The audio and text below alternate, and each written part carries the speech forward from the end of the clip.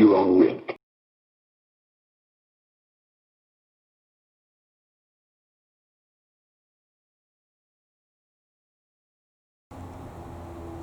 Alright, hello everybody, this is Nick from the ArcadeHunters.com, welcoming you back once again to the Pinball Dudes of Jupiter, Florida, at 880 Jupiter Park Drive here in Jupiter, Florida. And we're doing a look at a game that you don't hear that much about. This is actually, what we're looking at, is the last game from Data East. And this is Maverick. This one came out around the autumn of 1994. And we got Tim Circle was the designer, Lonnie Ropp and Lyman Sheets worked on the code for the game, and it's technically the last Data East pinball machine, but it's also the first, as you can see with Sonic on there, it's the first Sega game. Because when you think about it, the company Stern Pinball has gone through a lot. I think one of their first games that they ever came out with was actually one called Pinball, and I think that came out, you know, they've been making games for years, and I remember, I think Gary Stern took it over, and that was like the first game that he made was Pinball, but they had been making games for years. I mean, we got some even here in the shop. I don't know which one that is without looking at it. I can't tell which space theme it is, but, you know, they've had stuff like, I'm trying to think of all the weird games like Stars and stuff like that, and around the 80s they got bought out by Data East and they became Data East Pinball, and then they get up to 1994, Data East wants out and Sega comes in, so now we got this is the very first Sega one, and what they did, you can see I'm wearing gloves because I'm still trying to keep myself safe from all the crap that's going on, but right here with the game, this is when they started using the very big dot matrix displays on it, and of course this is running on the nice color dot matrix fix that they have for it, which is pretty much just like a new screen that you can put into it, and it helps out a lot for games like Maverick. What else we got? We got Maverick, we got Mary Shelley's Frankenstein, and of course Baywatch all use these big displays. What else was it? Batman Returns was another one that used it. Animations by the Dot King, so it looks really nice with those animations are all done in color. But of course it's a card playing game, so we got a lot of drop targets. Can't be a game based off of cards without drop targets. It is just a classic theme that will never leave pinball when you think about all the games that have come out. You know, we got Kings and Queens behind me. There's 2 Kings and Queens behind me. Starts off, you got a very simple 3 thing for a skill shot over there that you shoot. It has a riverboat here, and they put a brand new motor in the riverboat. It actually will hold the ball, and it will lock the balls right here inside the riverboat. And then you can do a 3 to 4 ball multi-ball on it, and you have this Welcome to Crystal City. That's one of the main ramps that you shoot up the game. Very basic. You know, this is only the second Maverick I've ever played. Very hard game to come by, as in my book. And you know, it's very weird when you talk about pinball machines and you say, "Oh man, I never saw this game growing up," and then everybody's like, "My arcade had that. I used to play it all the time." So, as they always say, your mileage may vary. So we're going to set up the tripod, and we're going to try a game of the first Sega pinball machine and the last Data East game. This Maverick. Let's go check it out.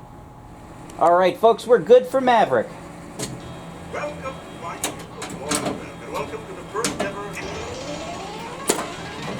Now unfortunately, I've never gotten a chance to play a lot of games of this Sega era and late Data East era, so doesn't have the same innards that that some of the more current games have, so I have no idea where the hell the volume knob is on this thing.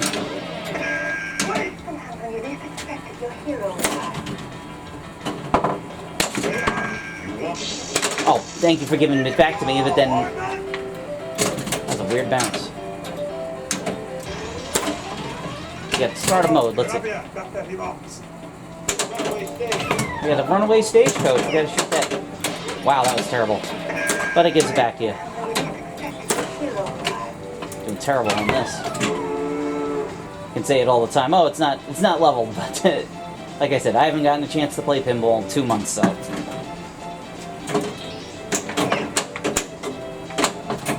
Ooh. Backhanded. 4 horses. And that's the only thing I remember. There's so many movie games out there, you know. I've never seen the movie Maverick. I don't even know if it's any good. But there's so many pinball games where you walk in and you're like, they made a machine off of that? Why? And this is one of them, because it's just like Maverick. But, you know, from listening to a lot of interviews that Gary Stern did, I forget the name of the gentleman, but they said that the guy was a whiz at getting almost any license they wanted for games. So it's just like, you know, when the Who's Tommy was out on Broadway, they knew that, you know, that was one of the games that they needed to get a full-on pinball machine out of, you know, being Tommy. It's pretty much, we got to shoot the main ramp, and then it lights the locks for the paddle boat. Thank you for the kickback. Still Data East because it's called the Laser Kick. They all had their own names to. It's 21. Hit me. Yay, I won. Let's raise it. Don't play me in cards. I don't know anything about cards. All I know about is getting the 21. Then I don't know how much the character cards are worth, how much so don't ask me. The game says special thanks to Clint Black, so I'm wondering if any of these songs that the game plays, it's very hard, like I said, I'm sorry, it's very hard to hear any of the audio on this, but maybe some of the songs are in there for him. Because that was another game that they were working on, speaking of country music, there was a Brooks and Dunn machine that was going to come out. And there were so many Data East games that never came out. Yeah, jackpot.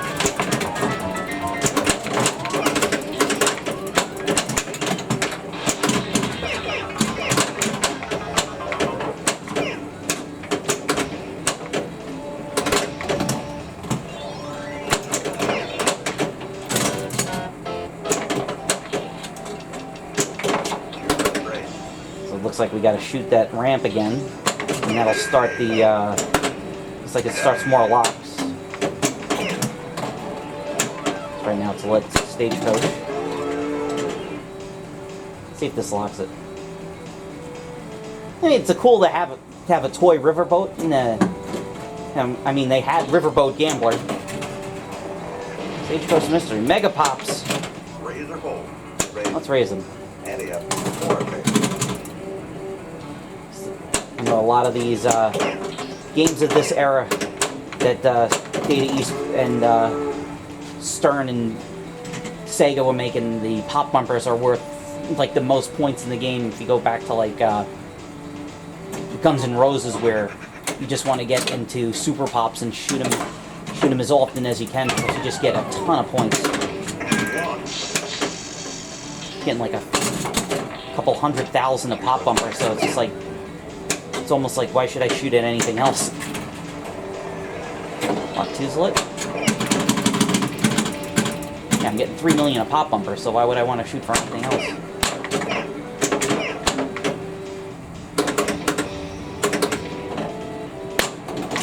I'll load the Lauren Bell again. We got another one.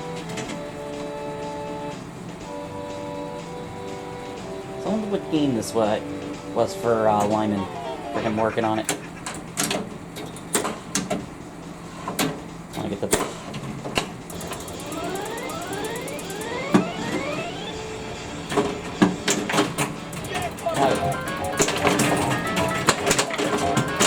oh, it did count.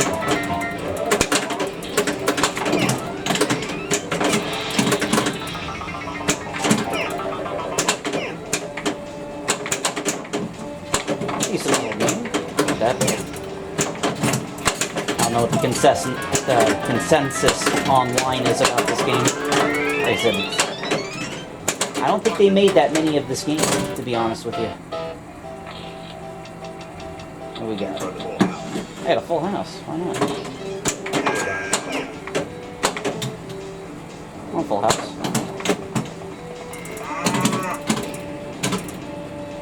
It's got to be cows and pinball. It's just a pinball tradition. It's always pinball has cows. That's a pretty good game. To show off a couple more. So, folks, that is a look at 1994, according to the instruction card that's printed up. October of 1994. Maverick, the last Data East, or the first Sega game, depending on how you view it. So, right there. Once again, guys, I'm Nick from the Arcade Hunters. Stay safe out there. And thank you very much for watching. We'll talk to you guys a little later.